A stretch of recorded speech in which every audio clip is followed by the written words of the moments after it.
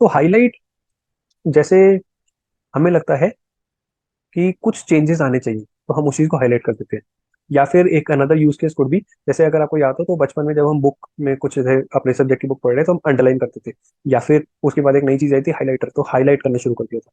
तो I remember a case जहाँ पे मैंने और मेरे दोस्त ने सोचा था कि हम पढ़ेंगे आज एक chapter, and I was going the old school way कि अंडरलाइन करूंगा पेंसिल से, और मेरे दोस्त ने नया नया हाईलाइटर लिया था।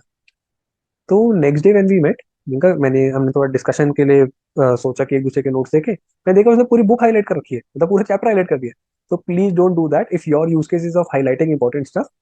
सो sometimes could be you are reading a big document, but ऐसा नहीं होना चाहिए कि you are going to read it again and again, right? तो for that, in the first go, you highlight the important points. And how to highlight? You select something in the text here, and if you can see this icon, and it says text highlight color. So as soon as you click on this, see, it has been highlighted. And again, it's customizable. If you want to change the color, you can. Let's say we go with green because that's more eye catchy. So here's it is. Strike through. As I mentioned, the checklist thing कि हाँ भाई ये वाला task हो गया, तो let's move on to next, वैसा करके पहले सेव कर लेते हैं। सो लेट्स से कि हमारी जो फॉर्मेट टेस्टिंग हमने इतनी सारी करी, तो फॉर्मेट टेस्टिंग हो गई, ठीक है, लेट्स से हो गई। तो कैसे स्लाइड थ्रू करेंगे? जहाँ पे बोल्ड इटैलिक्स अंडरलाइन था उसी के जस्ट साइड में you can see the small icon जहाँ पे ए बी को ऐसे काटा हुआ, you click on that, voila, it's done, format testing done. जैसे हम बोल सकते हैं कि भाई हमारा फॉन्ट स्टाइल इज डन, हमारा font size it is also done, font colour, text alignment, indentation. तो जैसे ही मैं मल्टीपल सिलेक्ट कर रहा हूँ, जैसे मैं फॉन्ट कलर सिलेक्ट किया, अब मेरे को टेक्स्ट अलाइनमेंट भी सिलेक्ट करना है। So I can do this by holding the control key. यहाँ पे आया, कंट्रोल दबाया, नॉर्मली सिलेक्ट किया, यहाँ पे आया, कंट्रोल दबाया, नॉर्मली सिलेक्ट किया। अब ये सारे एक साथ सिलेक्ट हो गए ना, can strike them all through, strike them through एक साथ। So you can use control key. So control and shift key are basically comes in very handy while using keyboard, तो उसका ध्यान रखना। सॉरी। तो ऐसे ही करके वी कैन से कि हाँ ये हो गया, वो हो गया, ये मैं कर ही देता हूँ। Italics done, underline done, highlight is done, and by using this strike through is also done.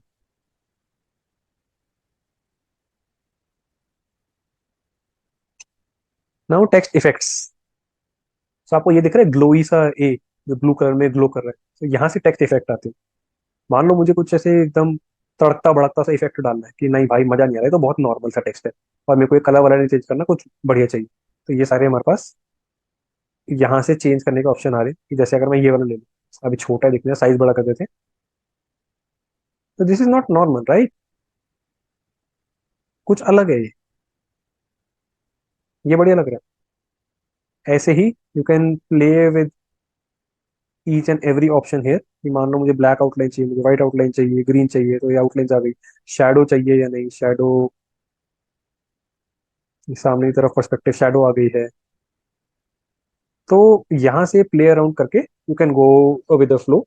But again the point is there is no right और wrong way to use the formatting. It's just that what you think will be the most visually appealing and what will create the most impact according to you. So again, you can't just mug up what someone is teaching you. You have to try it on your own.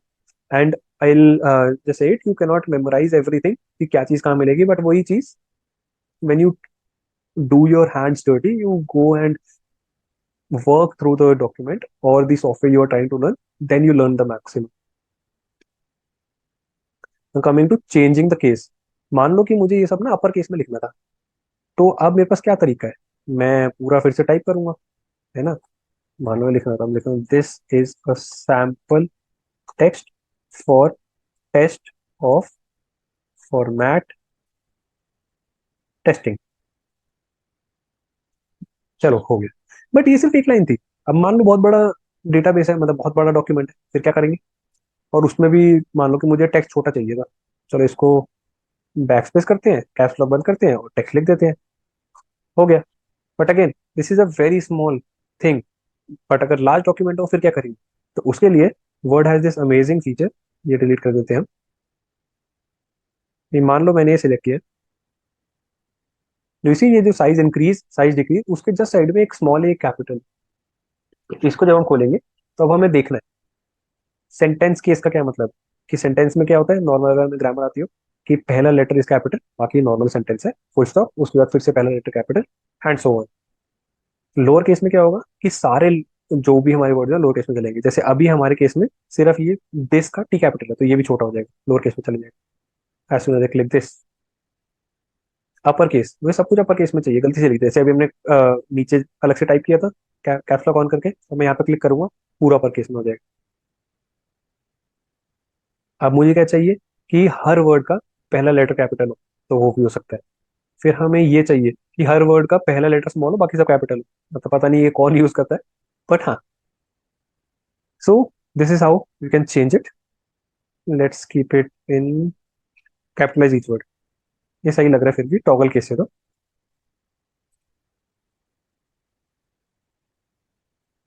एक example ले लेते हैं text formatting का।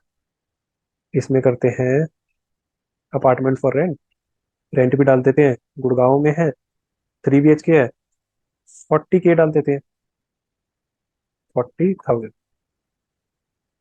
Rupees. तो अब अगर मान लो कि आपको कोई ऐसे ऐड लगानी अपार्टमेंट फॉर रेंट की, ठीक है, तो ये अगर मैं प्रिंट करा के कहीं लगाऊंगा, किसी को समझ आएगा कि क्या चल रहा है? नहीं आएगा, क्योंकि कुछ है ही नहीं इसमें विजुअली अपीलिंग। अगर कोई रेंट के लिए अपार्टमेंट ढूंढ भी रहा होगा तो उसकी ऐसे अटेंशन ही ग्रैब नहीं होगा। So what we can do, हमने इसको बना दिया हेडिंग। पहले हमने इसको किया सेंटर अलाइन, सिलेक्ट किया, इसका साइज बढ़ा देते हैं थोड़ा, इसको करते हैं बोल्ड एंड अंडरलाइन। पर अभी भी ना मजा नहीं आ रहा है, इसको करते हैं कुछ कलर देते हैं इसको,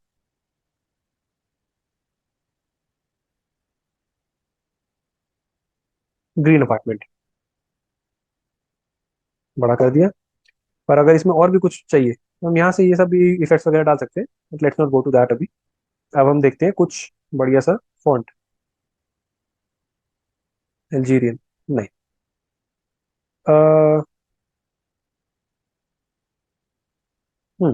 ये अच्छा लगा।